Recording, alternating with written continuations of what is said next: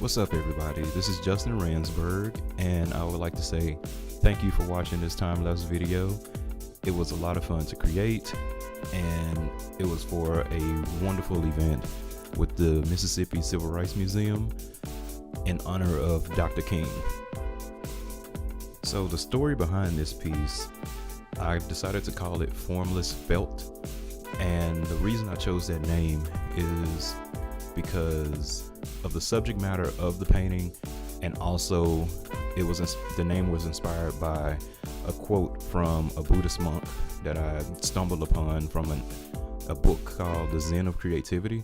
It has helped me to understand the world of art in a different way over the years. So a little bit of the backstory of how this piece came about. Lance Willard, who is one of the curators of the Mississippi Civil Rights Museum, he messaged me and asked me if I wanted to be a part of this event.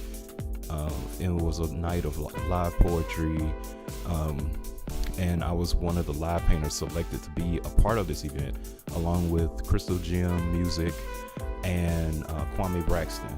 I will add links to their work in the description below, so you can check them out. We each took a guided tour with Lance acting as our griot, which in African culture is like the storyteller or the one that holds the history and knowledge of the area. And it was group tours, so the poets that were a part of the event also came along.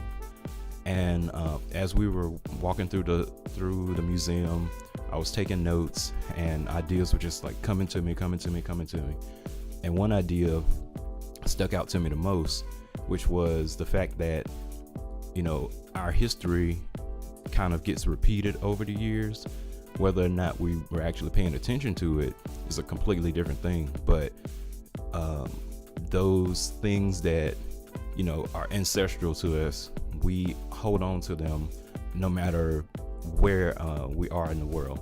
So for this piece, I just sketched out a couple of little doodles here and there. And so to go in depth about the meaning of the piece, it's a young boy, and he's holding his hands out, and there's shadowy figures behind him in like light gray, medium gray, and dark gray. Behind / above them is the pyramids, and further up in the sky, one side is the night sky, one side is the day sky, are 5 masks, and each one of the masks represents a place in Africa where slaves were brought over, you know, from their homeland into the different parts of the world. So it represents the ancestors of the diaspora. And since people always talk about, you know, the pyramids, I want to include those because that's one of our biggest connections. Even though that Africa is like a huge continent, that's our most well-known feature of Africa, in my opinion. I could be completely wrong, but from what I've heard over the years, people always mention the pyramids. And, you know, below them in the dark, in all black, you know, chained together, are the slaves that originally came over to America, or was forced to come over to America to work and be indentured, and basically some died, some didn't. And with the original painting, if you look really close, I like carved into the painting, so you can see like teardrops. In the gray are the descendants of those slaves. They were the people right outside of slavery, but also under slavery under a new name. It was more economic, you know, to go along with the tour that he gave us.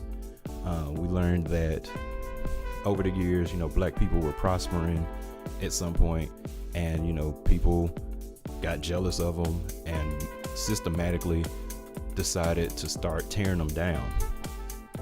I just felt like these people should be represented. Below or after them is you know, like they're kind of a grayish color, but the descendants of those descendants, my phone just went off. The descendants of those descendants, and it's fewer people in that area to represent like how split over time things have become. The boy himself, he has his hands out because a lot of things have been going on recently where black young men have been targeted and killed basically for just being black in the wrong area, or just basically for being alive and being black. And he has this yellow aura glow around him, and the ancestral mask in the top of the painting also have that same kind of glow to represent, this is where he came from, and those people are still with him no matter where he is in the world, time, space, wherever he is, they're still with him, protecting him. And on his hoodie, because I chose a hoodie because I was inspired by one of the guys that did who did a poem. Like, I knew he would be wearing a hoodie, but I just didn't know the color. And I decided to use green, and like the logo on his hoodie, there's a crown and the words "prayers answered" on it, because I'm pretty sure the slaves and our ancestors prayed a lot that one day their children, us, would be free to move around wherever they wanted to, wouldn't be oppressed like they were. And they're basically like, we are the answers to their prayers. So we should do something every day, every moment, to make our ancestors proud, and to make them know that their sacrifices were not in vain, and that we appreciate everything that they went through in order to have us here now. And I could talk about this more, but I think I'm going to end it right here so the video is not too long. So again, thank you for watching this video, and have a beautiful day. Make your ancestors proud. Peace.